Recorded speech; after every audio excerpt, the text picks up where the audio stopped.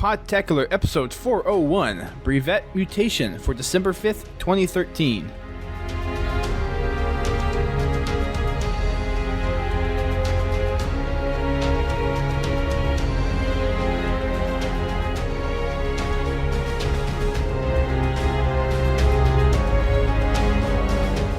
Hello everyone, welcome to Podtacular, the unofficial Halo Universe podcast. I'm your host, Duststorm. And I'm your other host, Brent Gamer. We are back after a hiatus from Thanksgiving, at least for us in the States, which was very nice. It was good to have a nice little break, so to speak. So, Brent, how was your Thanksgiving? How was the time off from the podcast and spending time, a little bit more importantly, with friends and family? Which we need to do probably on a little more often, but... Yeah, I enjoy being with my family, and it was a good Thanksgiving, but I enjoy being on the podcast, too. This kind of gives me something to look forward to during the week. I love being on the show, so it's not really like a job for me or anything. It's, oh man, I'm glad to be back. Yeah, I'm right there with you. It was good to take a break, though. We hadn't had one of those in a while. Yeah, and it was well, nice also, you're on the production end of things, too. You actually have to put out the episode after I sit here and record it with you. So I have the easy part of the job. That is true. Well, you do go through some pretty bad grammar sometimes when putting up the show notes, so... Well, that takes all of, 4 minutes to accomplish. Just go through there and kind of sweep it up, but... Yeah. Yeah, it was nice. I enjoyed Thanksgiving. How about yours, Dusty? Mine was pretty good. It was a little uneventful for the most part, but I had a good chance to just kind of sit back, relax, take some time off of work, take some time off of the podcast, and got to spend time with some friends here and did a Thanksgiving meal on Sunday, the weekend before Thanksgiving, and then went out with a family of a coworker and went there for dinner on Thursday. So it was pretty good. Good food, good friends, good times, and just a good chance to get away from everything for a little bit. But it's good to be back on the podcast. It's nice to be back behind the microphone, reading the news to you guys, and looking forward to some new things coming down the pipeline with Podtacular, being the first episode of our next 100 episode, which is going to be oh so fantastic. Cannot wait to see what's going to be coming down the pipeline for us in the future. Got some things planned up for you guys, definitely to talk about in this episode. We talked about some stuff in episode 400 that we are currently doing, and I have some updates on that for you guys, which we'll hit here in a few minutes, and got some new stuff to talk about as well. So there's going to be lots of changes coming to Podtacular, hopefully for the better, hopefully to kind of give you guys a little bit more community feel, so to speak. So looking forward to that. We have a guest with us today, though, for a very special occasion, which we will talk about a little bit later in the show, but want to go ahead and bring him back in. Most of you guys listening probably have heard him. He's been on the show numerous times, so we're going to welcome back JakFireDragon. Welcome back to the show. Yay, finally. When was my last when was the last podcast I was in? I honestly don't remember when the last podcast was. I think it probably was the one when we were doing the Halo moles. That'd be 368, wouldn't it? Probably. Well, yeah, it was quite a while ago. So the announcement of a little project that Jack and I have been working on for almost a year now. Well, you've been working on it for almost a year. I've been working on it for about 8 months. Does that sound about right? That sounds about right to me. So, but we got some pretty cool stuff that we've been working on with that, and we've been putting out videos with contestants, information, and everything. So I've been hard at work on the production of the thing, and he's been helping me out with a lot of the smaller things to go into the bigger production, and we're hoping that will be kind of a big thing that people will really latch onto in terms of Halo Machinima type things. So really looking forward to talking about that a little bit later on as well. But, of course, we need to catch up on some Waypoint news that we've been missing over the past 2 weeks since we have been away for a little while. First up, of course, we're going to kind of take a step back to the Thanksgiving edition of the Halo Bulletin.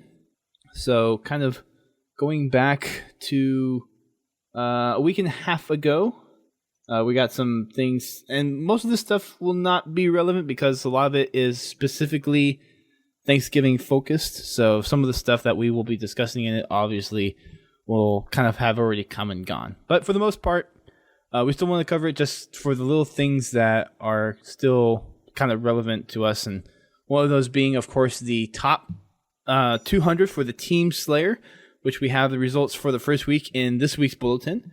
But last week they kind of went through some of the details on how things will be shown based on the whole ranking thing for the top 10, I keep wanting to say top 10, the top 200 players. So we have the first week of that, which we'll get to in this week's bulletin, which has some pretty interesting results to it. But as far as what the Team Slayer Top 200 is, they've reset the ranks for the CSR for the Team Slayer playlist, and they've changed up how the system works to kind of help track these people that are going to be going into the Team Slayer playlist.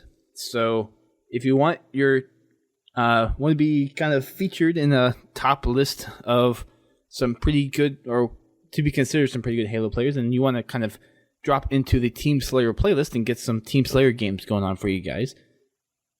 So we have a little bit more information for the bulletin this week, so we're going to kind of breeze over that. For Thanksgiving, Waypoint had a special playlist that they had going on, and it was kind of a spin-off of Ricochet to kind of highlight some football stuff, because we know a lot of Americans like to watch their football during Thanksgiving and during that Thanksgiving week. So And British people. And British people, I guess.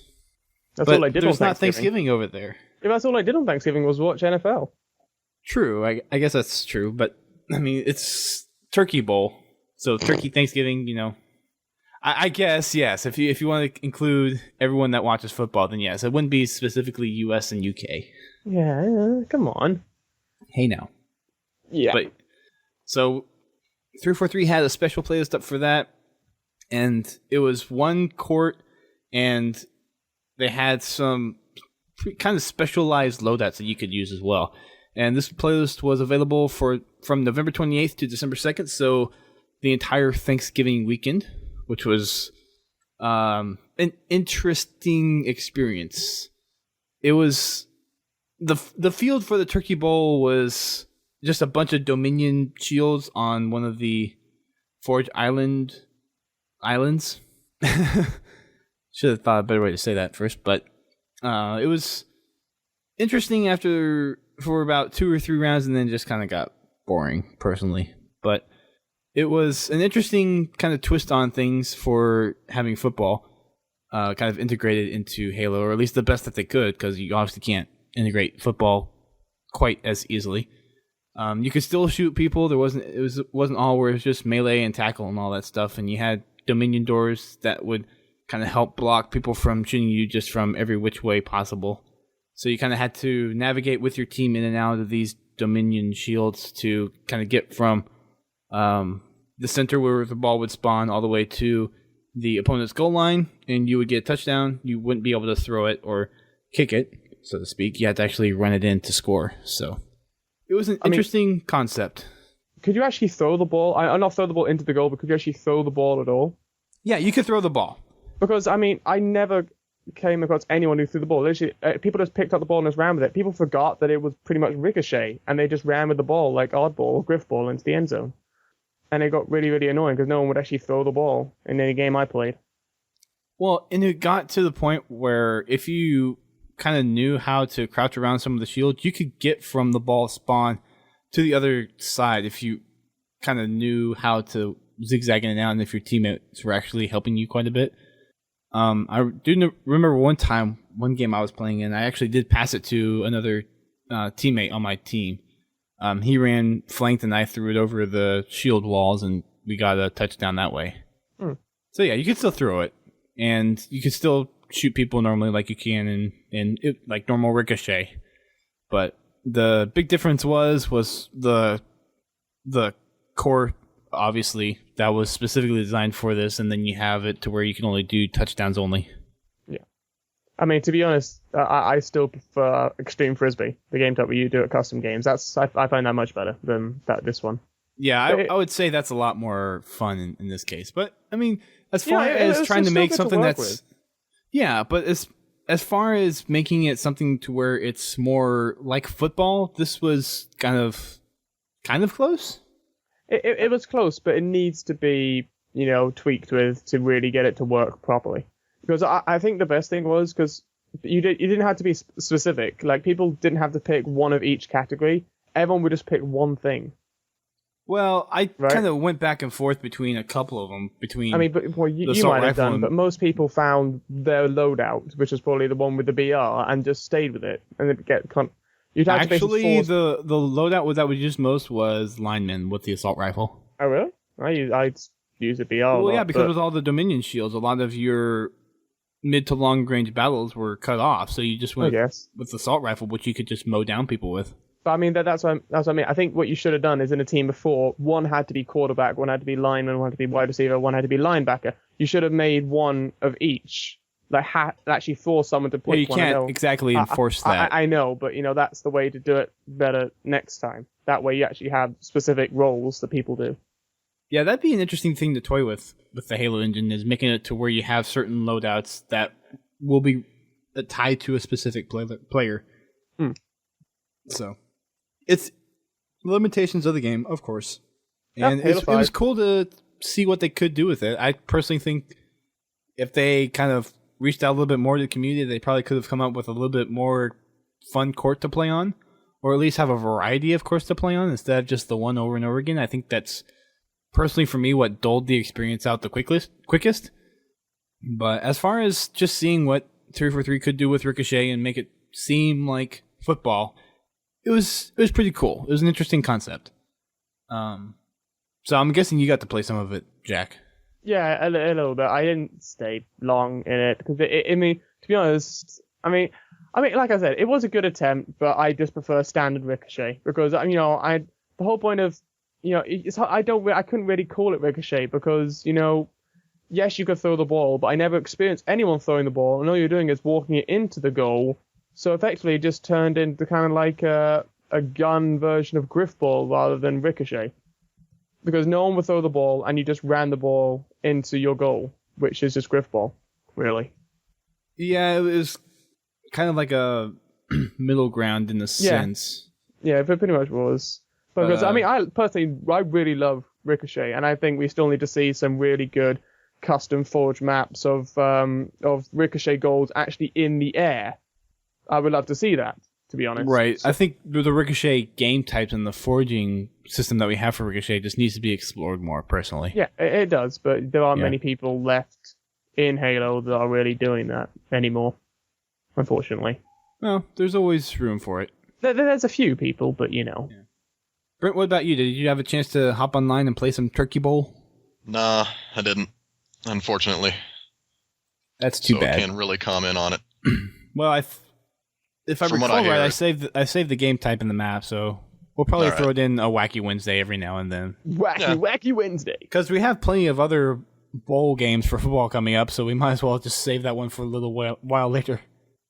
I feel like Ricochet was like their attempt at putting football into Halo, but then they understood that you can't just completely transfer the rules of football over into Halo. It just doesn't work right.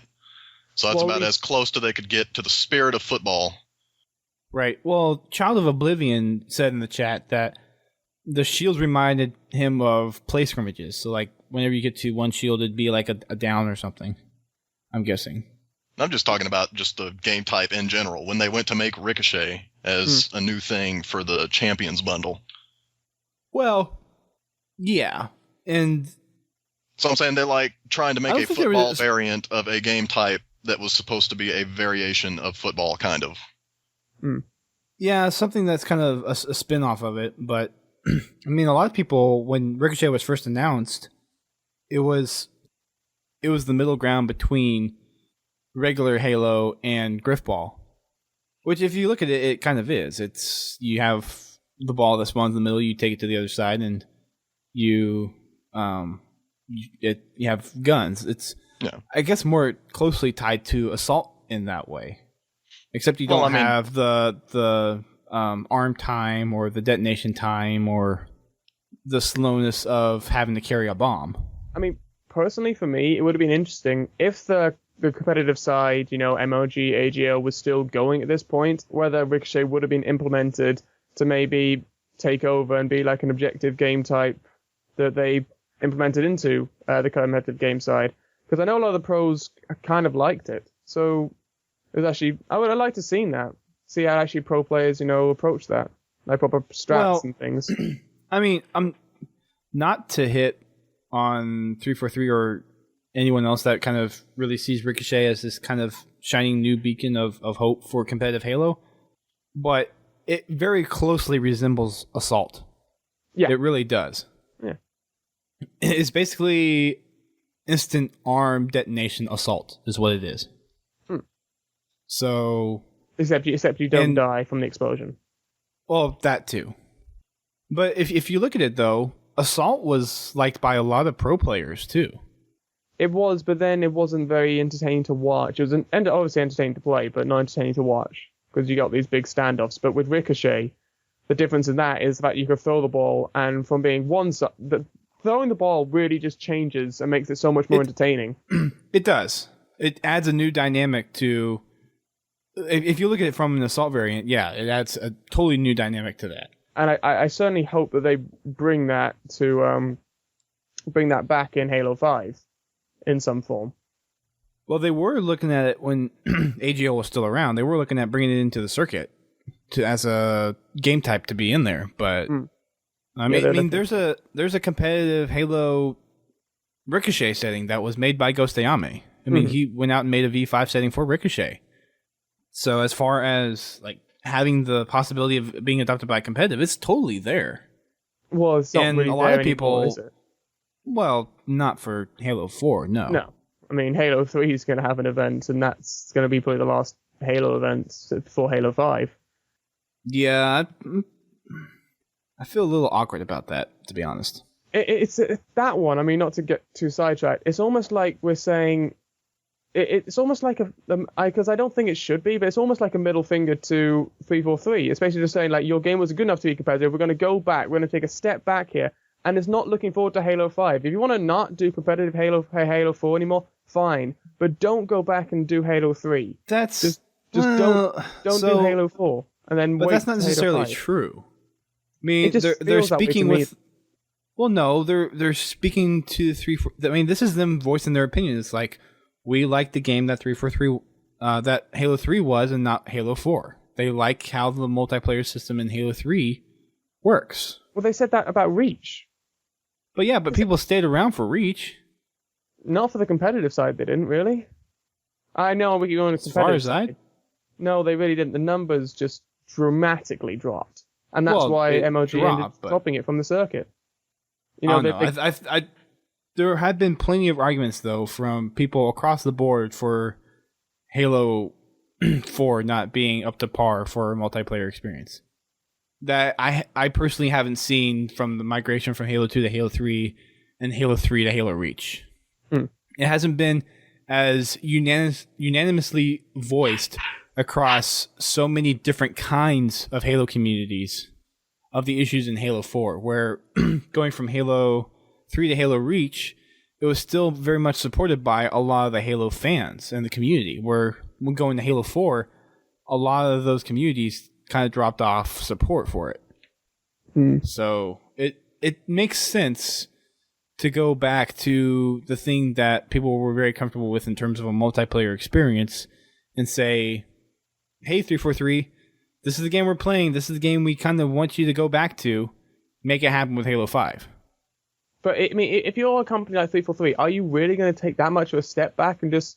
I mean, what would you do, for example, if Halo 5 pretty much had identical multiplayer to Halo 3, but with updated graphics? I mean, would you just go, this is fun again, or would you just say, well, you took the easy option, didn't you? You know, this is not really a new game. I'll go back playing Halo 3, really. So what do gamers want, though?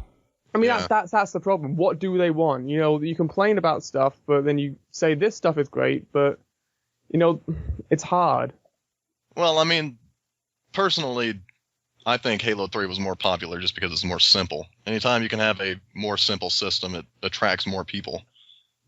And the thing is, with Halo 4, you've got 2 extra games where they added on their own stuff. I mean, Halo Reach kind of messed it up with the armor abilities, and then Halo 4 expanded that with the, keep on going with that and the mods and stuff.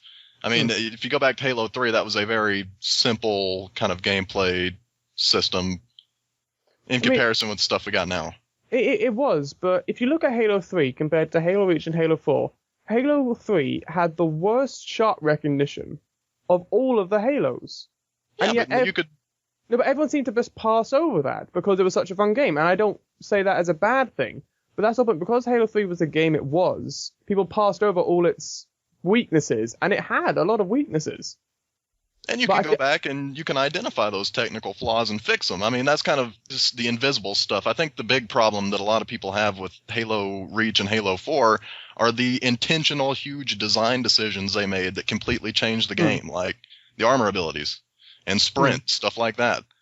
I mean, I think people just want them to look at Halo and try to go back to basics and build from there instead of looking at Halo 4 and saying, what more can we add to this already bloated system to make it better?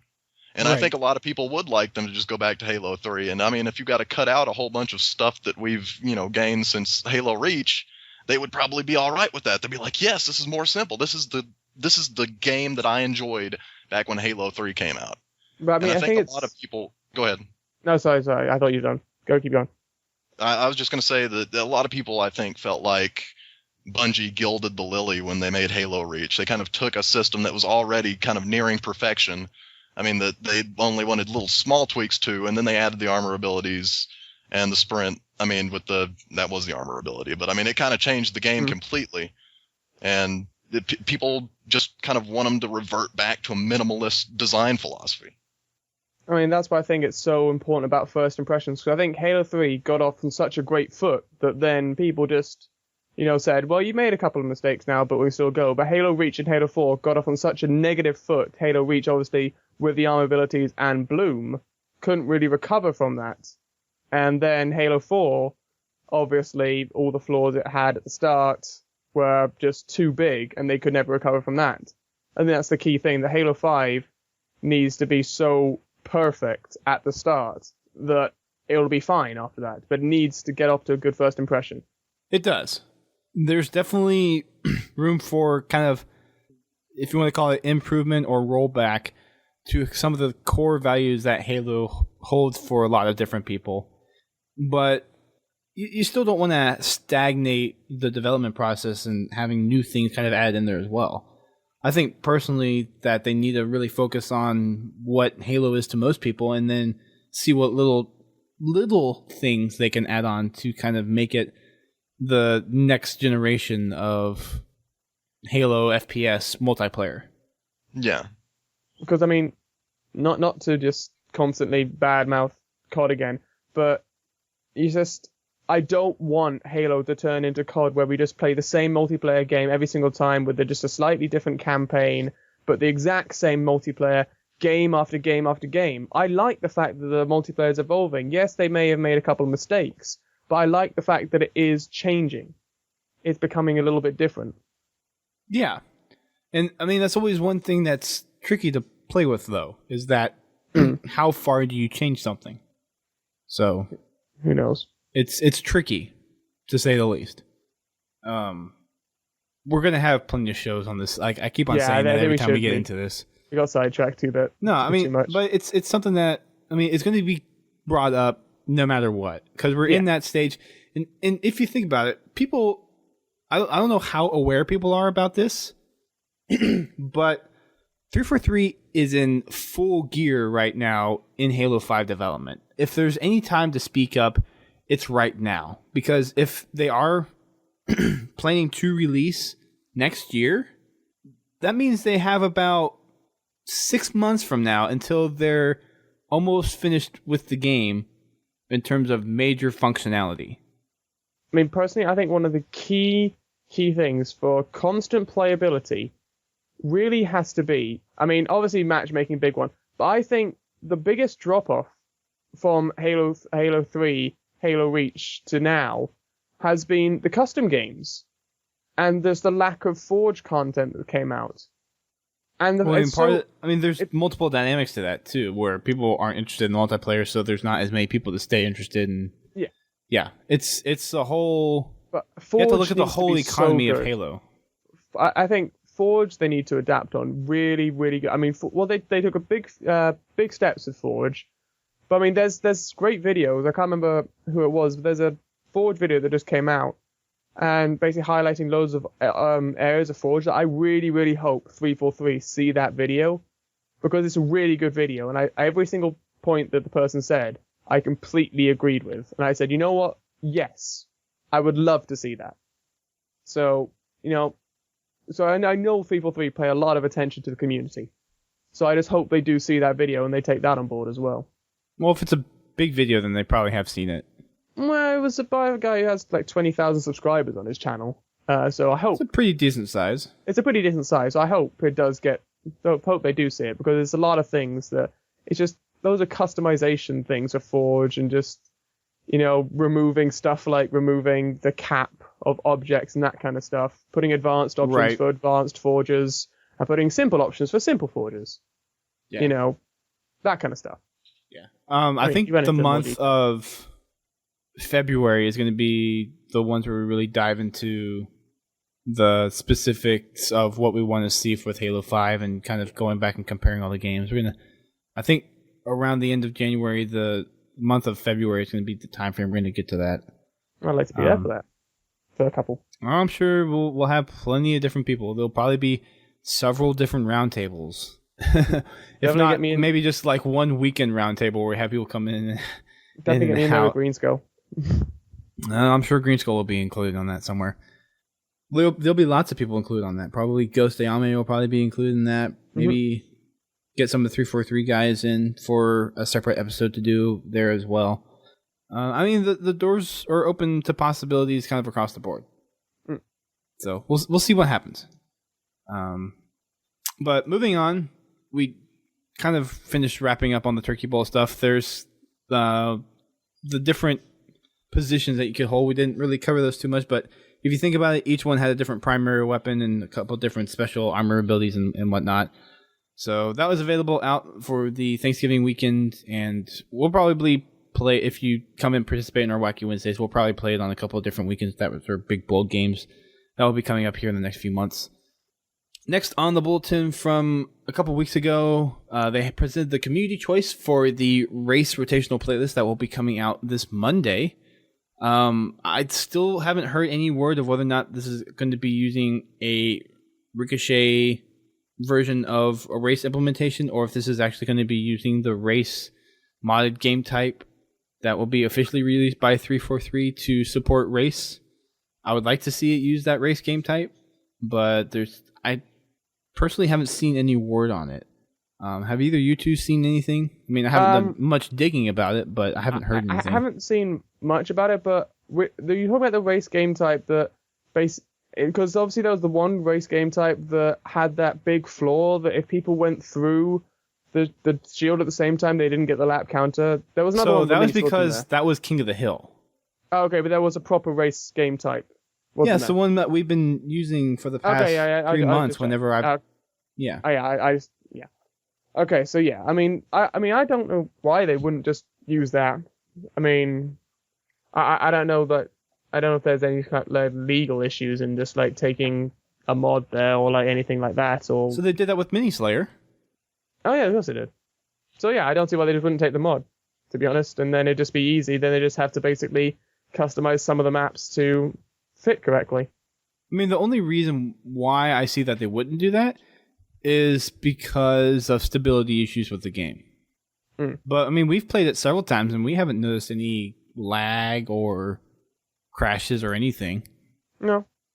Granted, we've only played it on one map. Yeah, it'd be interesting to see what maps they choose. Because obviously, not to spoil it, but obviously Longbow won the community choice, and Well, now that you spoiled this week's bulletin, thank you. Well, oh come on. No, anyone it's all who's right. read the bulletin, but I don't. It's gonna be interesting because I know you and I have talked about this, about a race concept, haven't we, Dust, for other things? Oh, yeah. And most of the maps that I see aren't really built for race. I think Longbow is one of those as well. I mean, clearly, I might be wrong, and I'm happy to be proven wrong, but just the general design of everything just doesn't seem like it's built for race. There's a few maps that are, but most of them aren't. So I mean, what maps they choose. Meltdown is very much. In but my opinion, that's- it would have been very Yeah, well but suited Meltdown for would have been, but they didn't choose it. It's Longbow. Yeah, I know. So But I can see Longbow being a good race map. There are lots of different pathways that you can take. there are lots of different parts. I before I just basically badmouth it, I probably should see what it's like. I have my doubts. That's all. I have my doubts. Complex, I could see like as a rally point race.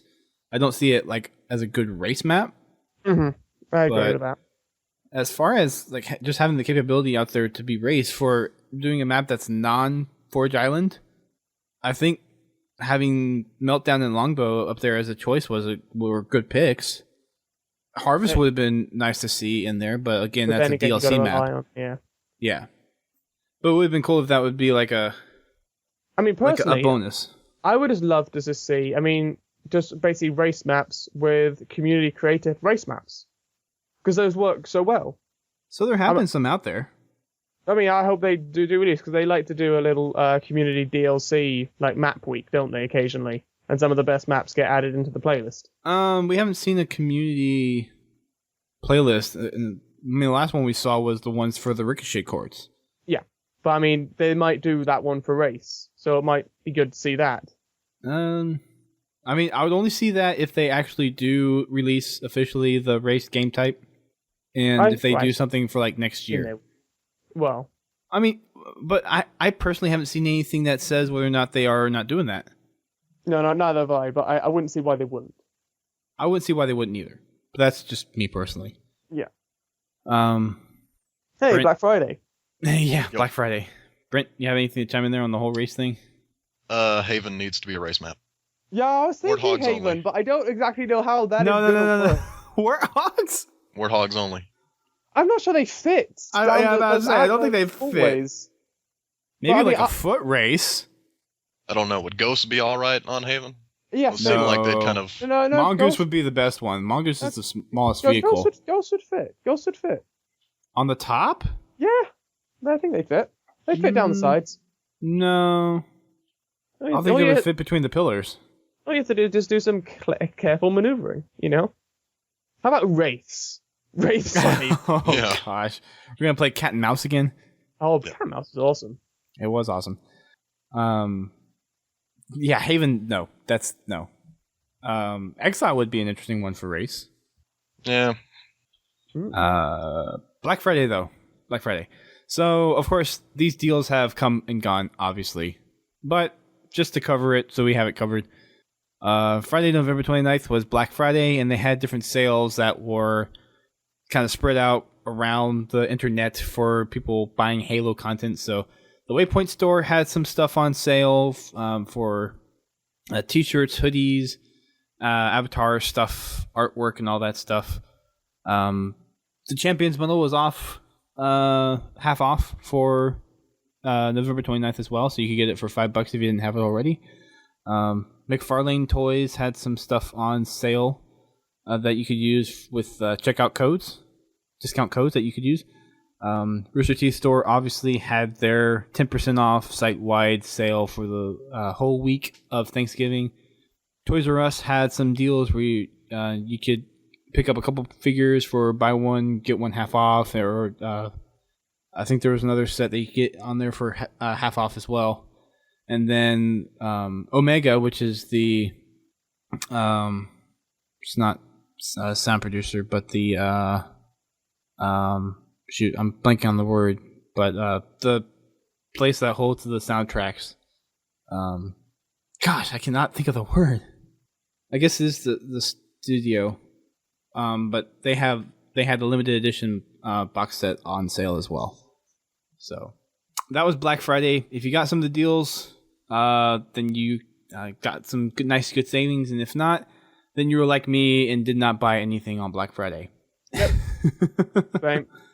Yeah, I'm not a Black Friday shopper personally. You see, Black Friday to me is basically, if there's something you want, then and it's in the sale, then fine, go buy it. But people just seem to buy stuff that they don't want. It's just like, yay, I got this special deal, it's 50% off. Were you gonna buy it in the first place? No, so really you've just given them money for no reason, because you weren't gonna buy their product anyway. And that's what people do. People just see like, as like, oh, that's a great deal. I might want that down the line and use once and then it's throw it impulse away. buying. Yeah. But it's just idiotic to me. I find it stupid as well, which is why I do not buy stuff on Black Friday, pretty much. Ayo. Heyo. And if I really care about the gift I'm buying for someone, I wouldn't mind buying it for full price. That's right. I just laid down some crazy stuff, y'all. I mean, for example, the Champions bundle. I mean, how long that's been out since? What, August? Yep. Was it August? Yeah. So to be honest, I mean, it's great that it was 15% off, but to be honest, I'm guessing that they probably didn't get many sales then because people who wanted it by now would have got it by now. People probably didn't buy it now. Well, some people just they don't buy it at the time because they want to save up for other things, and you know. At this point, I wouldn't see. It's like it's the whole thing where it's like $10. It's a little expensive. $5. Okay, I don't mind getting it. There are people like that. Maybe. Don't be hating, Jack. Don't be I'm hating. not hating. You're hating. I wasn't hating. You're hating. I like how both of the people in the chat room don't like Black Friday either. Yay. Is there anyone who likes Black Friday in here? Well, I'm sure there are probably quite a few listeners that would probably don't mind Black Friday. And probably a few rioters. Maybe. Anyways, screenshot spotlight for last week, obviously. Football. So we got some pretty interesting ones in there. I kind of like Cloud by Smileykin, Face Off by CBW010. Which one's Nick Cage? Oh gosh, you're funny. And I'm gonna say Knockout by Obex, who's over from Griffball Hub. So yeah, Face Off is probably my favorite. Go down bottom left. Bottom left. Yeah, no, bottom left. You just run it up. There you go. You know what? Go to foot one. Receptor 17's in here twice. There you go. So one of the big time screenshot gurus, Receptor 17, he's in there twice. And showcasing the new Griff Orange in there as well. So that's pretty cool. Yeah, but we all know what Griff used to be in Halo 4. We're not getting into that debate here. So that was the bulletin from 2 weeks ago for Thanksgiving week. So we're all caught up now, and we're going to move to this week's bulletin. Yay! 343 Day coming up very, very soon. Of course, 343 Day being the 343rd day of the year, which is going to be on December 9th. So this coming Monday, 343 is going to be having a special day with special things to do. They're going to have a live stream, probably a couple giveaways, and all that fancy dancy stuff. So, of course, going on some of the things that they're going to be doing, live stream, of course, they're going to be streaming from 1300 to 1700 Pacific time. That is 1700 to 2000 Eastern time. That would be for Jack, 2200 to 100 next day. If I did my +5 right. It's still +5, right? From Eastern, yes. Yes. So yeah, that's right. Yeah. So they'll be having a 3-hour live stream. They're going to be having interviews and discussions from Kiki Wolfkill, Kevin Grace, Brian Reed, and other 343 employees. So they're going to be having people playing in the background, and they're going to be doing interviews throughout the duration of the stream, talking about some of the stuff that they have been doing. Insights on Spartan Assault coming to Xbox One and Xbox 360. Commentaries, giveaways, all that fun stuff starting at 1 p.m. Pacific time on Monday. So I will be I'll still be at work at that time. Next on the list is is going to be an unlock for one of the helmets that you can get in game. So the Commando armor set is something that you unlock when you get the Dominion Mastery commendation. So if you have not been able to get that, then of course you have the Dominion playlist, which is in the rotational playlist right now, to try to get some of your Dominion victories to unlock the full armor set. But in case you don't, then on December 9th, if you play just one match anywhere, then you're going to be able to unlock the Commando helmet for you to use. So if you want a fancy dancy helmet, then go play a game, just a single game on Monday, and that'll be getting you a fancy helmet. So I'm personally not much into the armor sets of this game as much as I was for Reach. I'm just not anymore. I was, but just now, no. Well, there's just so many. It wasn't a bad thing. And some of them were just people. ridiculous. Personally, I thought they were ridiculous. And what was the one they just released? Like Prefect or Perfect? Was it Prefect or Perfect? It would have been Prefect. That was a good. You mean the Forerunner one, right? That was yeah. All the ones in the Champions bundle were cool. Yeah, but like the store exclusives for the Halo 4 stuff, those are just wonky. Some of them were weird, but most of them were weird. It made things more interesting when you ran into. I think that's the point. They wanted to add more customization to the game, which that's not a bad thing. No, I mean the Photos one was cool. It's unicorn horn and everything, but no. No, we got some haters. Yes, no. You're talking about weird. It's like the katana from Halo 3. I stopped wearing it. I still wear it. I went back and put it on the last time I played Halo 3. You wore it for it would only been cool, as people constantly said, if you could take it off your back and use that for an assassination, like now. If you could use that, take it off your back during an assassination. Yeah, the one thing is, a sword like that wouldn't actually cut through Spartan armor. Well, it should. Yeah, it really should. Maybe it has like imbued with special technology and stuff. That was an excellent explanation there, Jack. Hyperbolum armor. Yeah. So, yes, you can unlock the Commando helmet on Monday, December 9th by just playing a matchmaking game if you have not unlocked it already.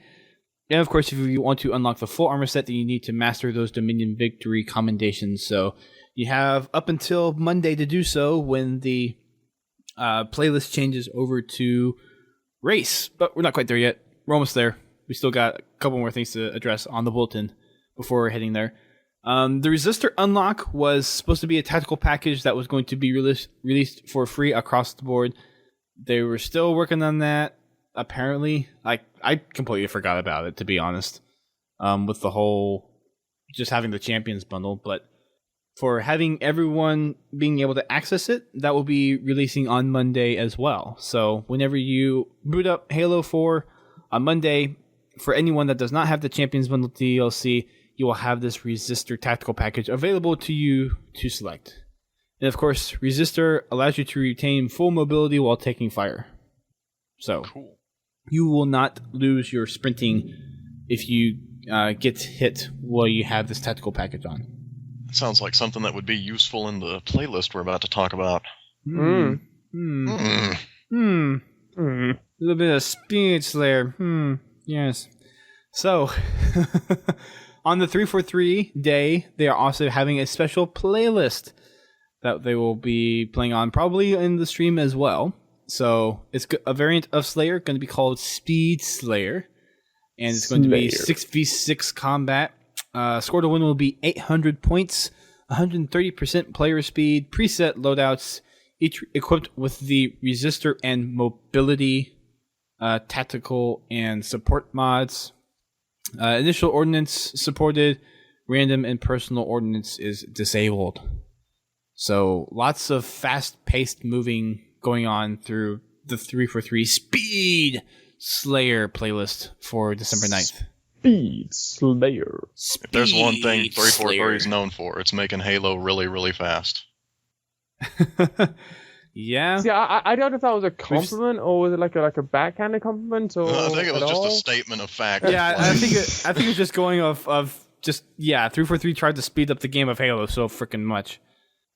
The maps that are going to be available is a whole freaking list of maps. It's probably every map in there except for maybe 5 of them. But it's Longbow, Complex, Daybreak, Exile, Outcast, Meltdown, Harvest, Wreckage, Vertigo, Vortex, Perdition, Ragnarok, and Shatter. So basically no Haven, which is the one everyone wants. A plethora of DLC maps in there included as well. And if you don't have any of the DLC, you're kind of limited to 3. Oh no, 4. Yeah, 4. A few more Five. than that. 5. Longbow, Complex, Exile, Meltdown, Vortex, Ragnarok. and Ragnarok. The hell is Vertigo? It's the one in the Champions bundle, other than Pitfall. Oh, that one. Yeah, of course it is. Yes. The ones with the shooty buttons that no one uses Uh-huh. because they're kind of pointless. Yeah. Unless you want the achievement. Unless you want the achievement. Yeah. So those Everybody are going wants to be achievements. everyone. Well, most people want achievements.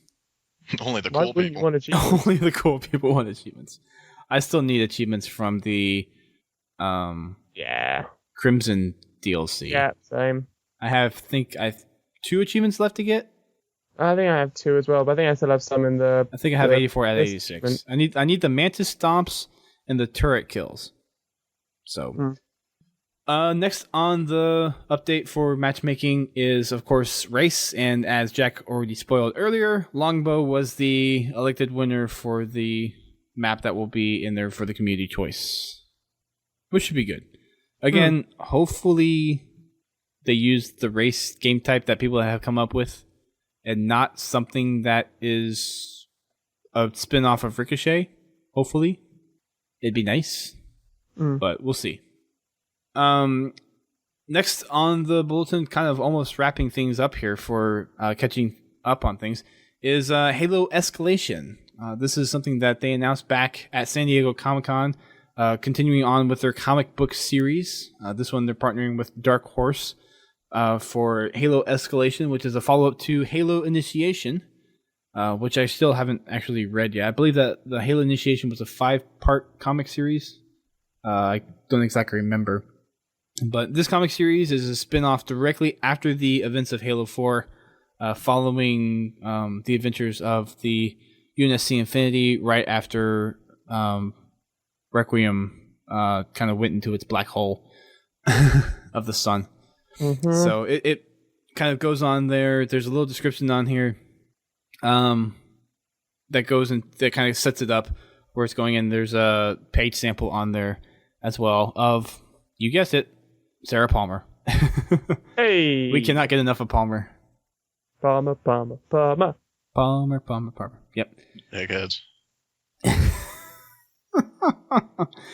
So the first issue of Halo Escalation is going to be available via their mobile app on December 11th. But there are some wallpapers that are out there for your phone if you want those. For Windows Phone, Android, and iPhone. So if you want those, there's a interesting one of the Didact, and then there's one of Palmer and Lasky with the Infinity in the background. So I think I know which one Brent will be choosing. Yep, the one where the Didact kind of looks like a brute. I was about to say he looks like an orc. Yeah, like from Warcraft. Well, maybe that is a brute. I take that back. No, I still think it's supposed to be the Didact. It's supposed to be the got Didact. It's got to be the Didact. Oh no, the Didact's supposed to be dead. What the... Or is he? Well, Hey! If you read the text before this, it actually talks about how the Infinity is assigned to go on a diplomatic mission between the Brutes and the Arbiter. So that might actually just be a Brute instead. It doesn't look like a brute. Like the eyes are very It Didact. looks like it's supposed to be the Didact. Yeah, I mean, Apart from the fact that his mouth is like that. With the big teeth. Yeah. underbite. Yeah, underbite. So if you're in the Seattle area next week, then they're actually having a special launch party at the studio with some special guests. So if you're there on Wednesday, December 11th, if you're in the Seattle area, from 6 to 8 p.m., they're having a special party in the Redmond Town Center. So you can go visit them at the Microsoft campus. Or, I don't know if that's actually on the Microsoft campus, but Microsoft's in Redmond, so it's really close to there. So they're having a special party if you're in the area. I'm sure that we have a few listeners that are local to Seattle there. So check it out if you're there. Pretty cool stuff. And of course, the screenshot spotlight for this week is snow. And I think for certain parts of the country right now, and probably across the world, that is a very apt screenshot spotlight. At least I know for some people back of where I went to college, they're getting some snow right now. So think this is very appropriate. Lots of cool ones in here in terms of just capturing. Okay, I honestly didn't mean to do that. And once you laughed, I finally just light bulb clicked.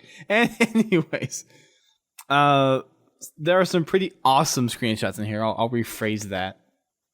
Star Cannon, we've seen stuff like that one before. I still think it's cool, but it's nothing that's original. Caution Thin Ice is kind of funny, by Riot Rojas. Then we have Sub-Zero. That one I like a lot. Snowboarding. That one's pretty nice. I think that guy's on top of a mongoose.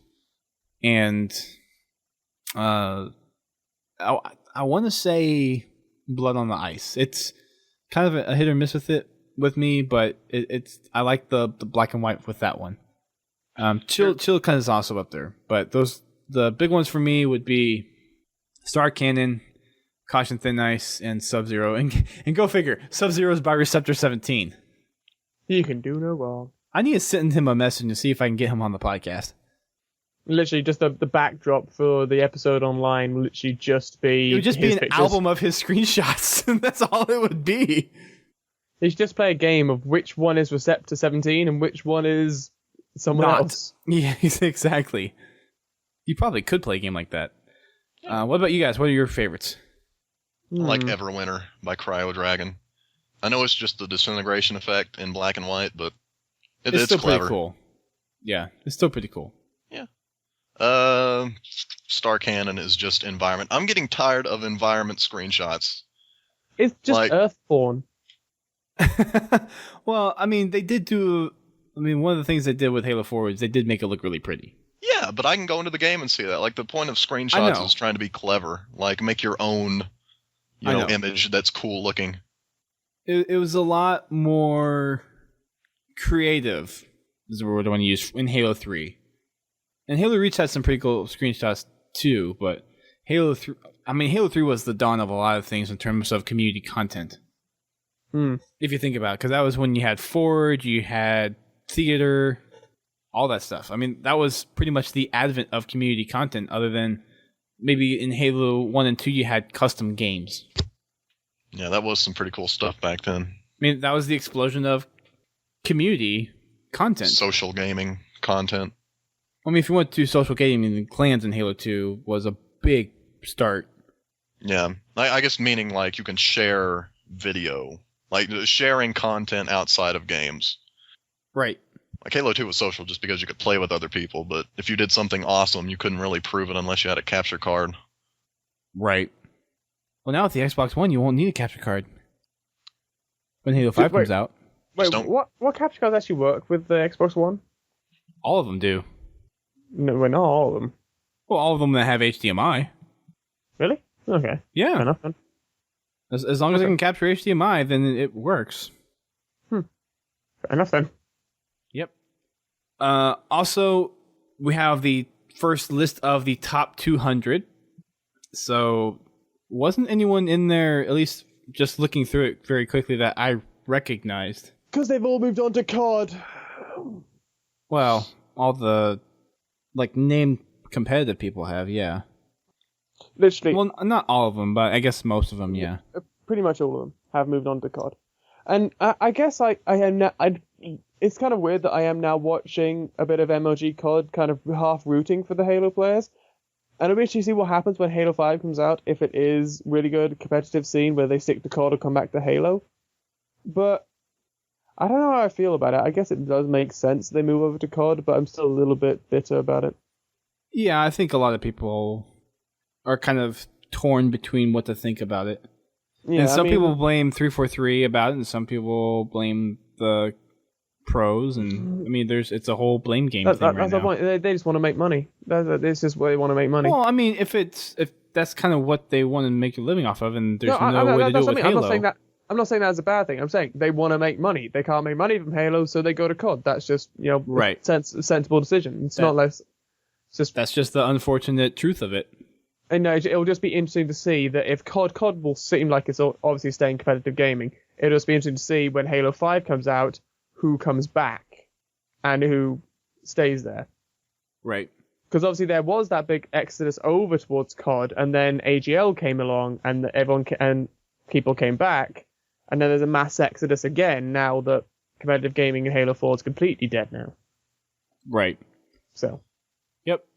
So for the top 200 we have this week, a lot of lower numbers than I was anticipating. I was anticipating quite a few 50s and a lot more in the 40s range, but we only have 150.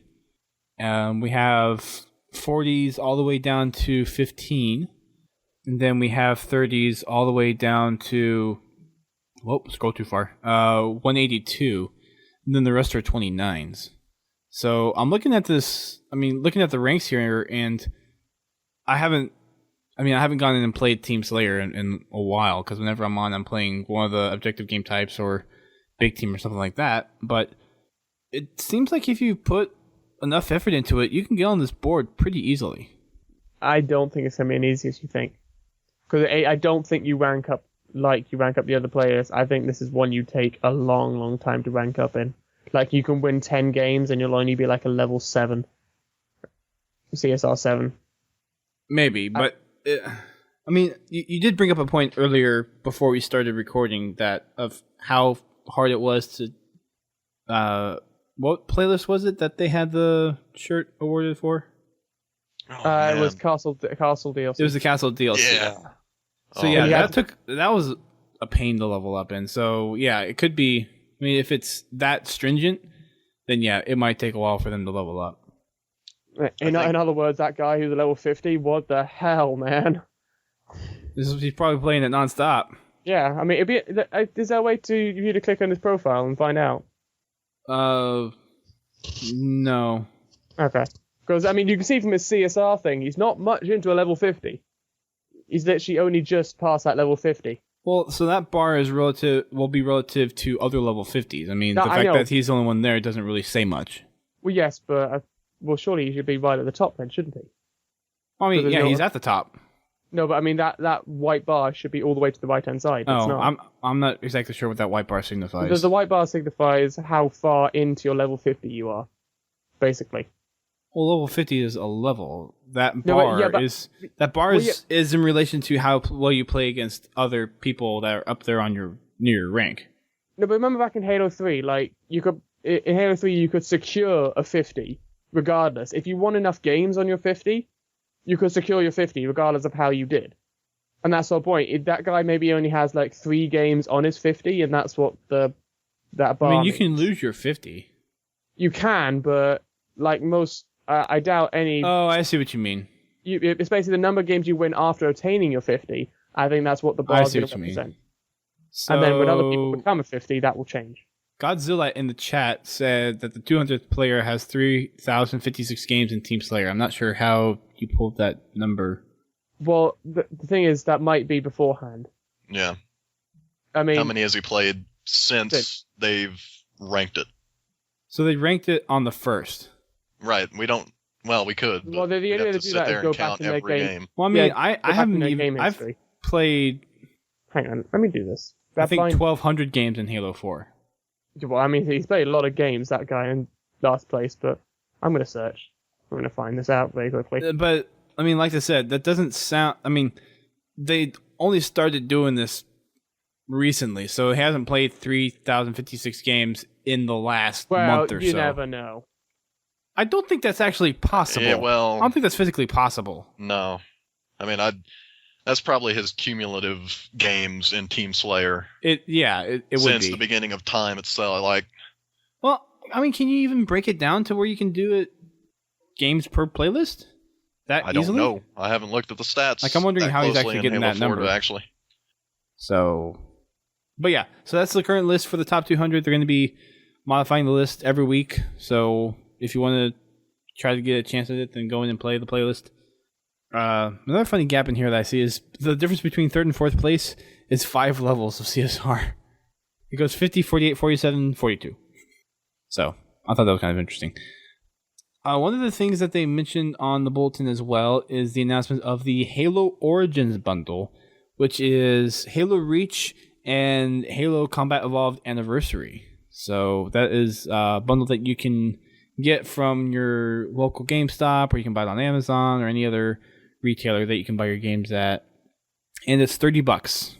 So if you are maybe a newer player into the Halo experience and you haven't played Halo Reach or Halo Combat Evolved Anniversary, then this would be a good time to pick this up. I'll probably pick it up just because collector thing. Yeah. Halo 1 still has one of the best single-player campaigns of all time, of any game. That and ODST. Yeah, but ODST was a little different. I mean, that was a very cinematic experience. I mean, considering they made Halo 1 without knowing that Halo would become the phenomenon that it is today. Just an amazing game. It's the game that ignited the podcast that you have before you. Indeed. Okay, guys, I'm just gonna search the second guy here, but I think I found a massive flaw here. So far, you know that guy who's in first place? He hasn't played since the 27th of November. You mean that leaderboards are wrong? Somebody's cheated to get to the top? He probably got the 50 and just sat on it. Yeah. Well, wait, when did they start? When did they reset it? I want to say it was 3 weeks ago. Oh, okay, then maybe that's fine. Okay, I thought it wasn't, because it wasn't last week. It was either 2 weeks or 3 weeks ago. I'm not going to say that the ranks are illegitimate, because 343, I don't know, but I guess they're going through and checking out all this stuff. I mean, it would seem like you would check the number one player. I mean, if you get a 50 and you sit on a 50, I mean, there's not much you can do about that. Yeah.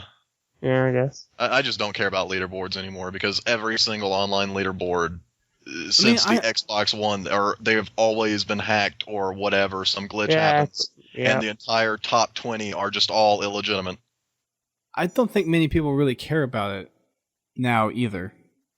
I mean, the whole thing of ranks and leaderboards and stuff hasn't really appealed to Halo players with the systems that they've implemented since Halo 3, to be honest. If you could know everything was completely legit, then people would be interested, and I would be interested. I mean, you go back to the old days of the arcade, I mean, that was the whole point. You'd try to get the high score to get on the leaderboard. And I mean, you could cheat and get on the leaderboard on some of the games, but a lot of them, that was legit. All the scores on the top 10 were legit. You actually went and saw people play and win. You were trying to beat those people. I mean, competing on a leaderboard is fun, but it's not fun if everything is illegitimate and people are cheating and the system has glitches or it's getting hacked or whatever. It's just pointless. I mean, why would you cheat to get on a leaderboard? What's the point? What's the point in trolling? What's the point in deranking? What's the point in all these things? What's the point in modding? Right. There are people out there who just do that kind of shit. I know, but it's annoying. It ruins it for everybody else just because you're being and they get a kick out of it, and that's the point. Yeah. There's always going to be people out there. It doesn't always make sense, but there are those kind of people. So, moving on, we got some Podtacular stuff and some Halo Mole stuff to talk about.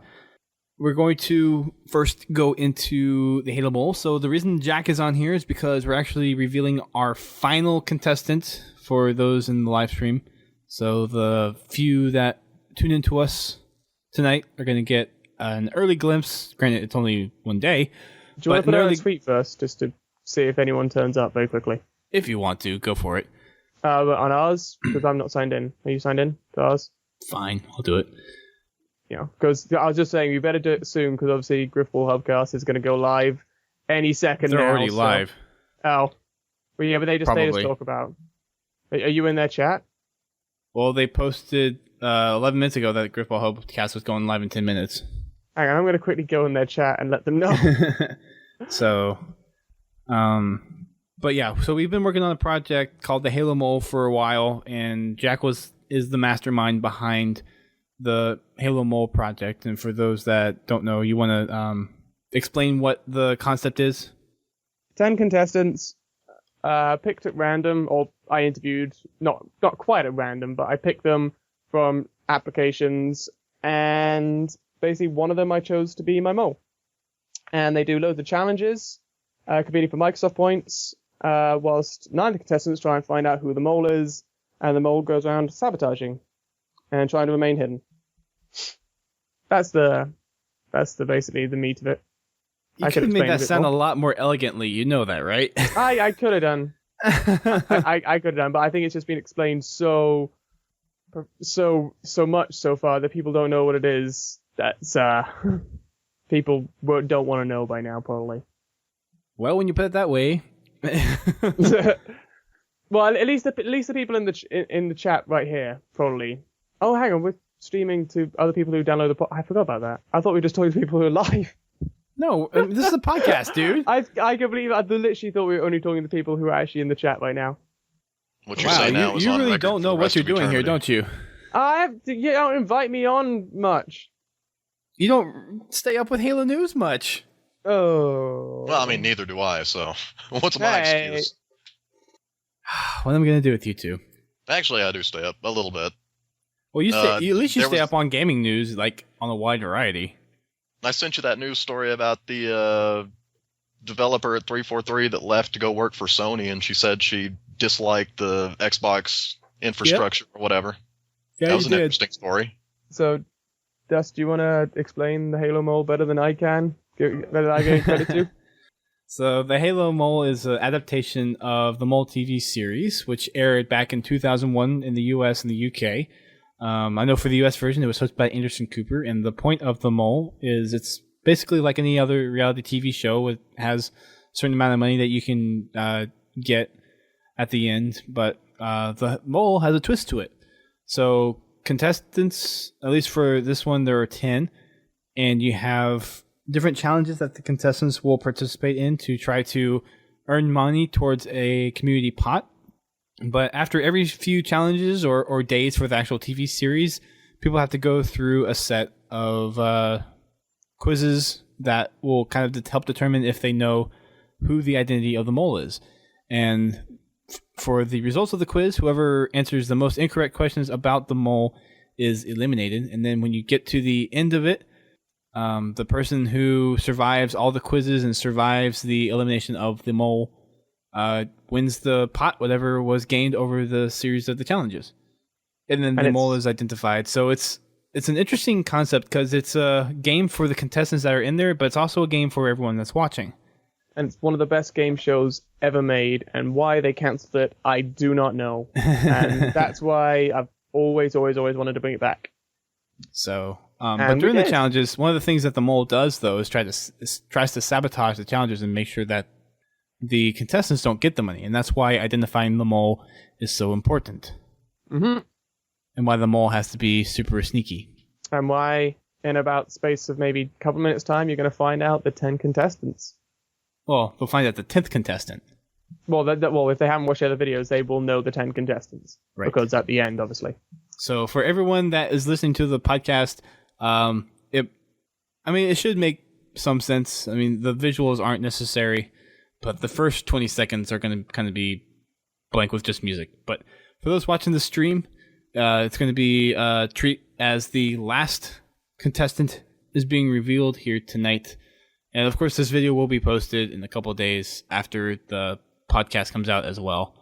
So, but since I'm one of the people helping Jack behind the scenes, I figured we'd go ahead and show it here on the podcast. So, yay! Without further ado, ladies and gentlemen, the 10th contestant of the Halo Mole.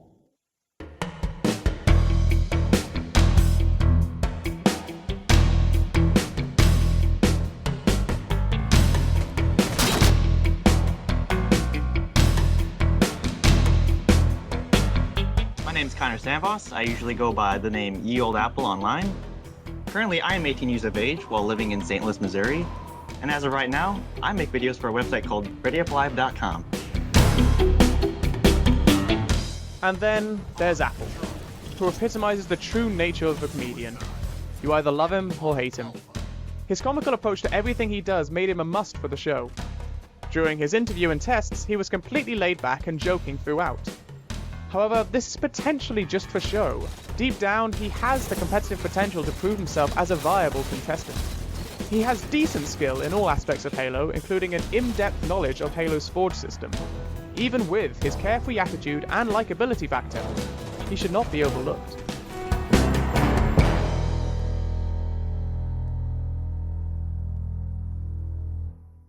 So that is our 10th contestant for the Halo Mole. So for everyone that has been kind of keeping up on track with everything that we've been doing, then you'll finally have all 10 contestants under your belt. For more information about the Halo Mole, of course, you can head over to thehalomole.com, where we have the rest of our contestant profiles. We have the official trailer up there as well. And it's where we will be releasing our episodes when that time comes. So we want to, of course, thank everyone that's supported us so far. And this is kind of the platform we initially launched the announcements on and everything. And it's nice to kind of finally bring it back around for all the contestants, that is. And we'll be back on, of course, when the show is finally out there for everyone to watch and actually have the competition done. So it's pretty exciting. There's some speed bumps along the way because it is something that's new and unexplored and kind of unique in terms of doing something machinima style, in my opinion. So I hope everyone that is on board with this project, or at least on board and supporting it, really take the time to share it with friends and watch everything with it. So, but all the support that we've gotten so far, really appreciate it. And we're really excited to get this out to you guys when we finally get that under our belt. Yeah. It's a long and daunting process. Yeah, it's a lot of stuff to go through. A lot of video footage and audio footage we need to go through. Yep. So that is the 10th contestant again. So it's Halo Apple. Mole. Check it out, halomole.com. And hopefully something special will happen with that series as well. Don't want to get into too many details about that. We've hinted at it here and there, but until we have a firm standing on it, we don't want to say too much about it. Exactly. So we have a few show notes in terms of submissions to go through, since we had a couple of those sent in over the holiday break, and we're gonna read those and wrap up the show, and then we will let you guys go on your merry ways until next week. So, 2 submissions. First one we have is from Griffith050. He says, "Hey guys, I just wanted to shout out and say I love the show. Major Halo fan about all I play anymore. The last 6 months I have slowly but surely attempted a complete Halo canon run through, including the games and books. I was looking for anything else Halo and was looking for some podcasts to shed some light on some lore questions I had. Then I found y'all. I know it's a little late, but it's a great show. I have been going back and listening to a lot I've missed, and it's been very helpful to my Halo nerd quest. Y'all do a great job every week. I'm a little jealous y'all get to sit and talk Halo so much, but I really enjoy the show and hope to listen for a long time. Keep up the good work." So thank you, Griffith. We enjoy doing the show. We've been enjoying doing the show for, at least for me, 5 years. Brent's been on and off doing it for longer than I have. So we enjoy coming back and talking about it every week. We think the Halo universe is a vast and wonderful place with lots of different varieties of Halo communities and Halo people, and it's just really, really cool. And we hope it's here to stay for a good while. Yes, at least another year. Until we get bored. Yeah. When Halo 5, if it bombs, it's over. Between Halo games, I mean, we still rock Halo content. I mean, to be honest, this has been the key one to try and continue a Halo podcast during this steady decline of Halo. Well, we've been doing it. If you guys can keep this going until about... Well, E3 is in June, isn't it? We'll see some stuff at PAX. I'm pretty sure. Okay, well, if you can keep it going until the first bits of Halo 5 details come out, you've made it through the rough point, and you're going to go straight back up into Halo 5. Yeah. So you're good for the next year. We know. Well, the bulletins have really helped. I mean, we have a structured set of Halo true. news we get every single week. We've had to, on the past, we've relied on community content, which is good. We haven't really focused as much on it as I would have liked to. One of the things I want to kind of change about the podcast come with the new year, but we'll get into that in a little bit. Mm-hmm. Brent, do you want to read the next one? Yes, Till Griffin says, "Hey Podtacular, I've listened since fall of last year, and I think you guys put out great content. Keep up the good work. You guys said you wanted some submissions on ideas for topics. I'd love to see more content on Halo 5, like speculations on what might happen with the story, and theories on what multiplayer will be like. I would love to hear what sort of decisions you guys would make if you designed Halo multiplayer. What kinds of weapons would you introduce? Would you guys want the option to play as elites? That sort of stuff. Also, hearing your worst Halo-themed pickup lines would be really funny. By the way, if you have a cool guest that understands the game competitively, if you want a cool guest, look up Saucy on Beyond Entertainment. He does a really good job, and I think he'd be really good if you wanted to have a multiplayer-focused episode. Thanks for producing Podtacular. Keep on fragging that Halo 5 hype train. P.S. This seems really out of the blue, but would you guys be interested in seeing a Halo attraction at Universal Studios or Disney? I wish there was a Halo Land I could go to. Halo Land. Just That'd do be it. great. Yeah. Just get a plot of land. I'm sure there's somewhere on the Microsoft campus they could probably just set up a Halo theme They park. have enough money. I mean, just buy an What's island. more money? I mean, just buy an island. Just buy an island. why not? I mean, Madagascar's not doing anything. Just say, yeah, we'll have this, and just That's set up a cold. Halo. That's cold. It's not. I mean, Ben Stiller went there and screwed up the whole place, and shit. Set it up near Mount Kilimanjaro. What? Kilimanjaro. What? That would That be. was in Halo 3. That was I an know. important part of Halo 3. You look out over Mombasa, and there's Kilimanjaro. Oh yeah, I forgot about that. I thought you were literally just referring to the medal. That's where the librarian died, I think. Am I right? I'm confused now. My Halo No. was not good. What? Huh? Wait. The librarian died at Kilimanjaro? What? Yeah, I don't know. I thought she died No. at Mount Kilimanjaro. Count Miller. Okay, were a we're vampire, moving that's on. who I would be, Count we are moving Kilimanjaro. on. Oh, we just I a whole bunch don't of know. fail. We'll just I move was thinking on. like a mountain of caramel Jaro. But yeah, Halo Land would be great. I would love that. But what kind of rides would you want? I mean, we'd have to have like an amazing roller coaster. I mean, you could do something with like space battle. I mean, or the keys maneuver. I mean, right? Well, I mean, yeah, but how many people going to Halo Land are going to know what the keys maneuver is? I mean, we would, obviously. If they've read the books, they know what it is. I don't. Well, But you there'll know be a the- little history lesson for you, Jack. You know those there's sometimes you get those rides where you're in like a seat with a friend. You got guns and you have like a score. Oh God, that would be cheesy as hell. Yeah, I that's mean, just there is. fun, I guess though. they could do it right. yeah. If you do So it right, the guns would have to be DMRs. BRs. You're gonna do a 3-shot burst. Exactly. You go back to the BR. Real kickback. Also, wasn't Saucy on the podcast? Yes, he That's was. I I was pretty going sure to he address that. Yes, he has been on the podcast before.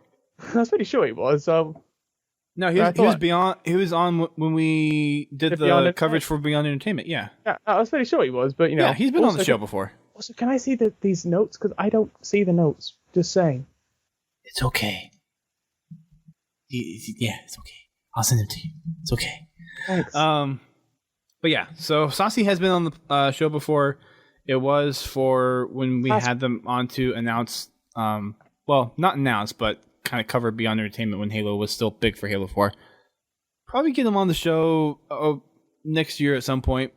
We'll probably get them on when we talk about some of the discrepancies and the improvements for Halo and all that good stuff. So we'll get to it for sure. What about our Halo pickup lines? Halo pickup lines. Yeah, that's what he wanted.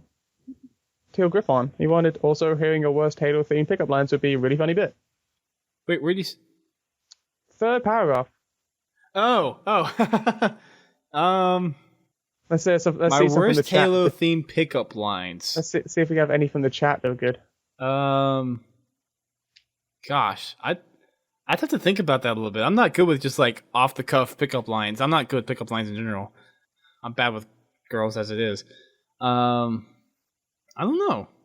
You gotta make Probably something to do with I'm not going to say that because that could be taken so many wrong ways. Okay, go on, say it. You can't. You can't. Has to do with the just plasma do that. grenade. Has to do with something to do with the plasma grenade Oh, okay. being stuck to you or something like that. Ew. I don't know. You got standard ones, Is that a sword in your pocket? Kind of thing, but I don't know. You have to come up with some clever ones, like using the names or somewhere. Yeah, I don't know. I'd have to think about that, to be honest. I'll try to think of one for next week, but yeah, I'm not usually good at those, to be honest. Not my forte, not at all. Oh, well. Yeah, it'd be interesting to see kind of a Halo attraction theme park. I'm not sure exactly what they would do with it, but I could definitely come up with ideas. Yeah, I think it'd be more the kind of thing that they do like a section for Universal Studios rather than like a whole thing. But obviously they need to make a film. But yeah, I mean, you could do the shooting range thing. You could do the like throwing grenades or whatnot for like the little, they had the little carnival ones where you could like throw rings or throw balls or those things. You could do like something with the plasma grenade or frag grenade or whatever. I mean, there are things you can do with it. It's you got a good Halo one, which is just like, hey, are you Cortana? Because I want you to yank me. Wow. It's a pretty just good one. Just walk up to It's somebody random who has absolutely no idea what Halo is. Just tell them that. See what happens. That's gonna work. Moving on. Alice's Pieces writes in, "Hey Dusty and everyone else at Podtacular, first time poster." Wait, really? Sorry, it's not. Is this the first submission that he's had? Well, really. Wow. Unless you count Twitch chats, which technically no, but No one does. wow. Newish listener. I wish I could say long time listener, but I only discovered the site about 1.5 years ago. That's a long time, dude. If you've been around for a year and a half, that's a pretty good commitment. Anyways, enough about me. A few weeks back, there was a question of the week regarding subtitles for various Halo games, and I know you don't get many replies, unless more came in the last 2 podcasts, and I haven't heard them yet. So here are some that I thought of. For Halo Reach, Halo, Retcon or Reach, Canon Revives. Oh boy. Halo 2, another Halo.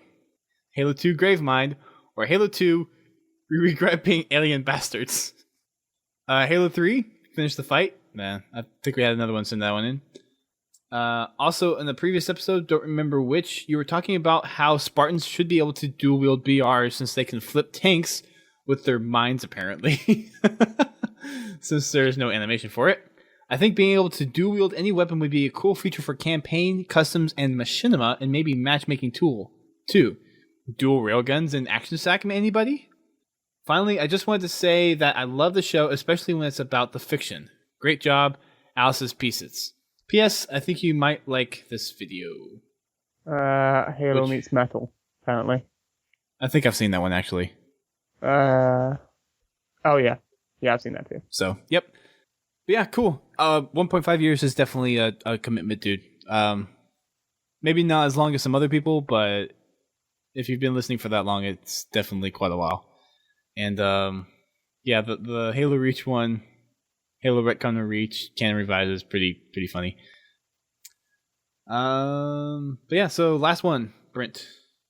All right, Game Dude 03 says, "Hey guys, real quick one here. I thought you could have the top 5 or 10 list about the good things about Halo 4, but don't go on some tangent. Ask the listeners about what they would like on the list and stuff like that. Gotta go, see you later." Like we wouldn't go off on a tangent. I mean, you can't help it. It just happens.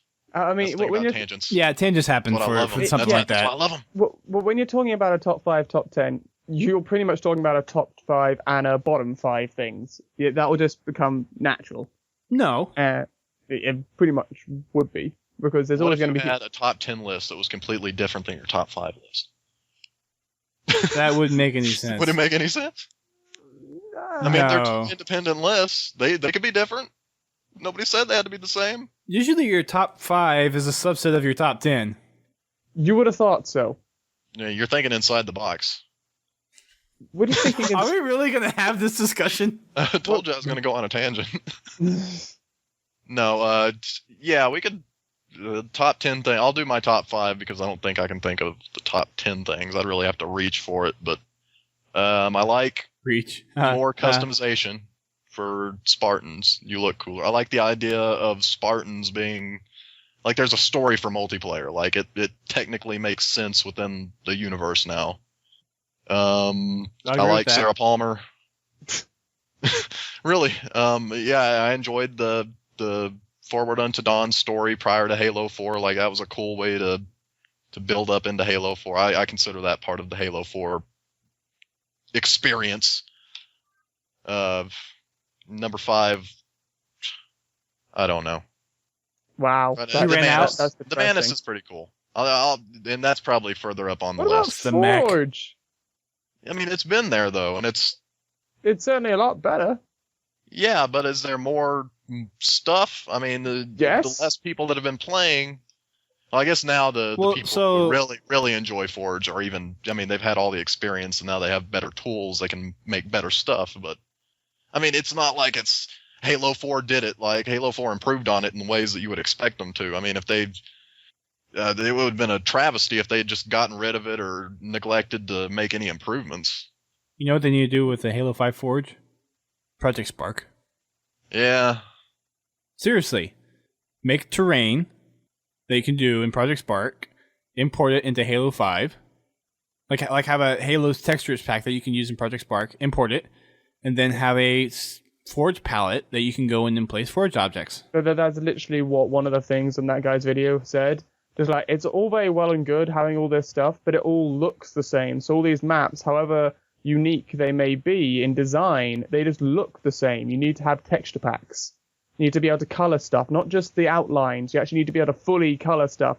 Make rust on some things, make them shine, or something. Just make them different. Don't just make them the bland gray. Well, I said when we saw the stuff for Forge on Reach was have something where it's a human palette, a Forerunner palette, and a Covenant palette. I mean, you can have those 3 palettes right off the back, and you have 3 different color schemes.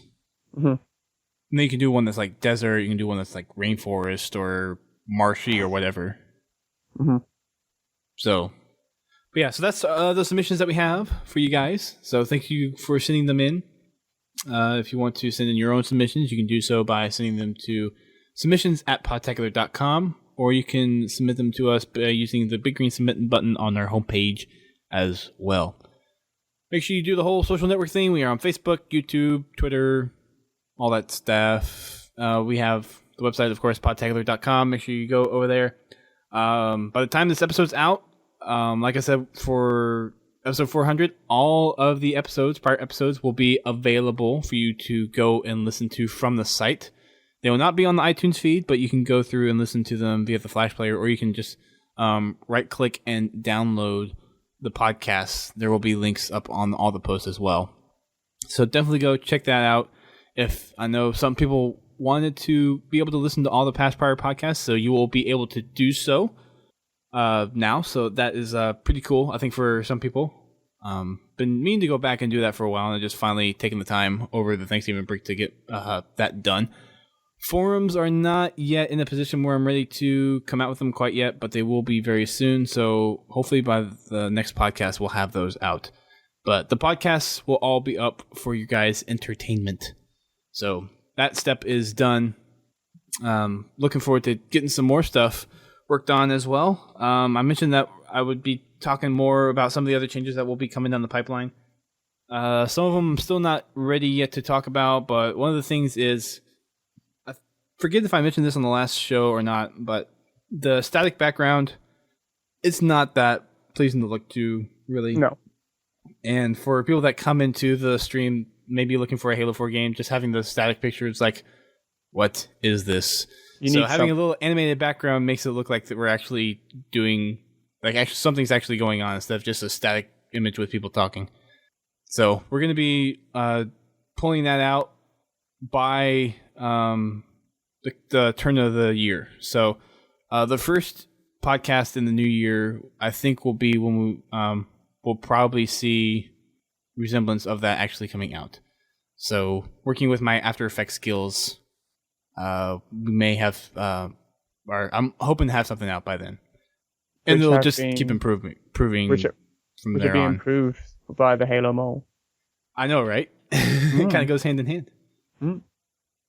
So that is the other thing I wanted to talk about. There's still plenty of other things coming down the pipeline, but I wanted to kind of give a little more light on that. Forums, of course, next week for sure. All the podcasts are out for your listening pleasure right now. And we'll have more updates next week. I want to thank Jack again for coming on the show, for kind of going through and helping us reveal the final contestant of the Halo Mole, which is pretty exciting. A pretty big milestone for us.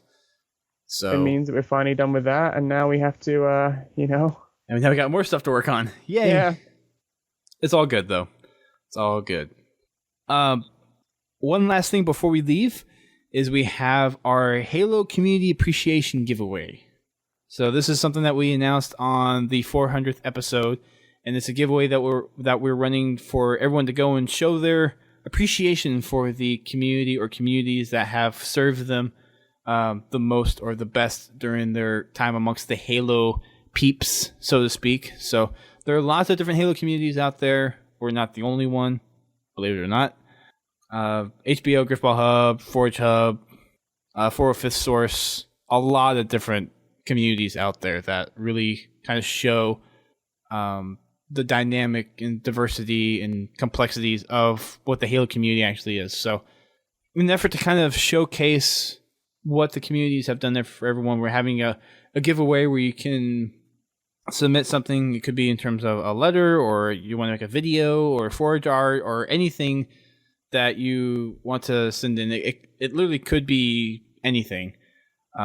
We have a page up on our website for the Halo Community Appreciation Giveaway with all the rules and details and prize packs, which include avatar items, mega blocks, certain Affinity swag, San Diego Comic-Con exclusive stuff, and really cool things to go on there. So the full list is over there. So if you head over to our website, again, that's podtacular.com, and there's a link on there for the Halo Community Appreciation Halo Community Appreciation Giveaway. So check that out. It's running until December 20th. So it's a total of 3 weeks since we made the initial announcement last week. But check it out, and we really want to see some cool content from you guys and see what you guys represent as showing your appreciation for Halo communities and what they've done for you. So thank you guys for listening into the show. Thank you, loyal listeners, for tuning in. I keep on running into more and more people that say they really appreciate the podcast. So it's kind of this weird turn of, even though our listenership is down, I'm getting more and more feedback from people actually really enjoying the show. So I really appreciate you guys being out there listening to us and really supporting it. I hear your cries for more lore. It will be coming down the pipeline. Next week's podcast actually will be our Primordium discussion. Primordium's the second one. So we will be having a few special guests on there as well. So more book discussions for you lore people. Definitely do not want to miss it next week. And of course, a lot of the stuff from the big bulk of the first part of the book we'll kind of be glancing over. It's the big juicy bits at the end that we'll really focus on for those that have read it. If you haven't read it, then it might be something you want to wait until you finish the book to listen. Or if you're not really looking to read the books and looking for this to be kind of your supplement to what the books are about, then go ahead and listen to it. And we'll see you guys next week right here on the podcast. We do our custom game nights on Wednesdays at 8:30 p.m. Eastern Time. And that is full of some crazy and fun custom games that we do. We had some interesting maps that we got to play with last night. Some new ones from Pete the Duck. So we have a few people that come on and show off some maps during those as well. So if you want something to scratch your Halo itch, then this is definitely the perfect opportunity for you to come and hang out with some cool people and get some cool gaming in for Halo at least. So with that said, on behalf of Brent and Jack and myself, thank you guys for listening. We will see you next week. Keep on fragging 343 day. Keep on fragging Halo pickup lines. Keep on fragging the Halo mole.